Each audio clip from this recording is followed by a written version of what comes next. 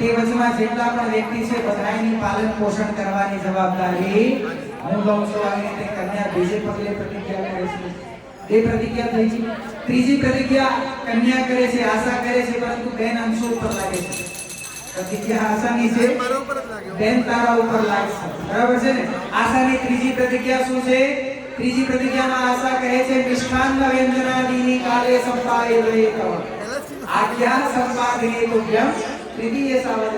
ત્રીજા પગલે આશા કહે છે કે આજ પછી અંશુતને જેવું ભોજન ભાવતું હોય, ખાટું મીઠું તીખું કડવું સાદું ઠીકું જેવું ભાવતું હોય, કન્યા કહે છે જેવું ભોજન ભાવતું હશે, આશા કહે છે આજ પછી હું બનાવીને જમાડીશ. આજ પછી હોટલમાં જવાનો બંધ. હજી વાર છે, હજી પૂરી નથી થઈ. હડબડી નહીં કરવાની, હડબડી ને ગડબડી. બરાબર? આશાએ શું કીધું કે બધું ભોજન તમને બનાવીને આપીશ. બરાબર? હવે આશાનું રહેવાનું છે મુંબઈ, અંશુ રહે છે છત્તીસગઢ. કોઈ છત્તીસગઢી આઈટમ એને બતાવી તો શું બનાવશે આશા? અને ગુજરાતી આઈટમ બનાવી લઈ. બરાબર? જો ખરા સાસુમાની વેશ આવી ગઈ છે, કાલે બનાવવાનું છે. બરાબર? તો આશા કહે છે કે જો કોઈ વસ્તુ મને બનાવતા નહીં આવે તો હું YouTube માંથી જોઈ શીખીશ અને બનાવીશ અને ખવડાવીશ, પણ હોટલમાં જવાનો બંધ છે નહીં. નથી હોટલમાં જવાનું બંધ છે.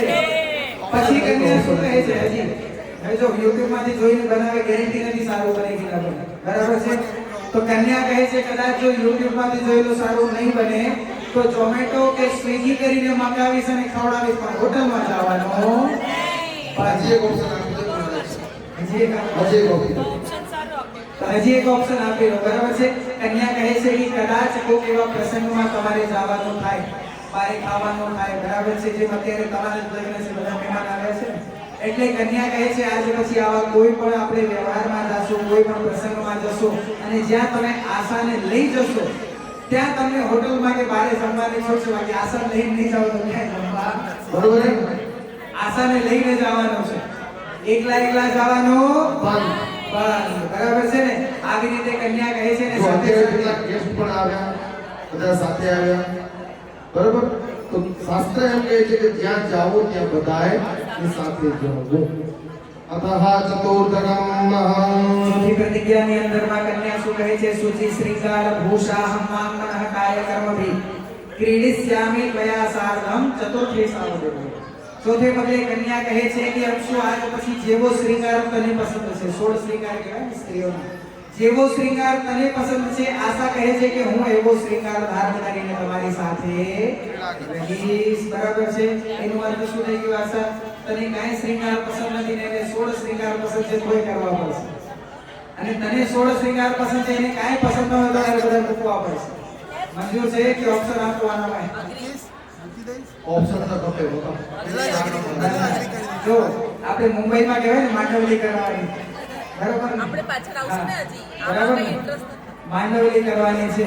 કદાચ જો તને પસંદ નથી ને આશાને પસંદ નથી તો કોઈ વાંધો નથી. બે જણાની મેન્ટાલિટી મેચ થતી હોય ત્યાં કોઈ દિક્કત નથી. જ્યાં એકબીજાની મેન્ટાલિટી ચેન્જ થઈ જાય ને ત્યાં જો 16 એને પસંદ છે તને નથી, તારે 8 મૂકી દેવાના, તારે 8 પસંદ લેવાના. બેલેન્સમાં ચાલવાનું. બરાબર ને? આપણે ત્યાં બળદ ગાડીવાળું સમજાવ્યું હતું. બે બળદ જો એક જ દિશામાં ચાલે ને તો ગાડું આગળ વધે. તો લગ્ન જીવનનું ગાડું તમારા બે જણાથી ચાલવાનું છે, તો બંને એક દિશામાં જશો. પછી કોઈના પણ ઉપર ડિસિઝન પણ હોય, તમારામાં મરજી હોય કે તમારી મરજી હોય, બંનેનો એક થઈને ચાલશો તો આગળ વધારશો. એટલે કન્યા એ કહે છે કે બંને વિચારીને મળીને જે કોઈ પણ ડિસિઝન લેશો એવો શ્રીંગાર ધારણ કરીને હું તમારી સાથે રહીશ. આવી રીતે જે છે પાંચમી પ્રતિજ્ઞાની અંદરમાં અંશુભાઈ, પાંચમી પ્રતિજ્ઞામાં કન્યા શું કહે છે? પાંચમી પ્રતિજ્ઞામાં કન્યા કહે છે સુખે ધીરા દુખે ધીરા સુખે રિષ્ટા સુખ દુઃખ વિભાગિની નાહમ પરપરમ યામિ પંચમે સાધ્રવિ. કન્યા કહે છે કે આજ પછી તમારો સુખ એ મારો સુખ, તમારો દુઃખ એ મારો દુઃખ.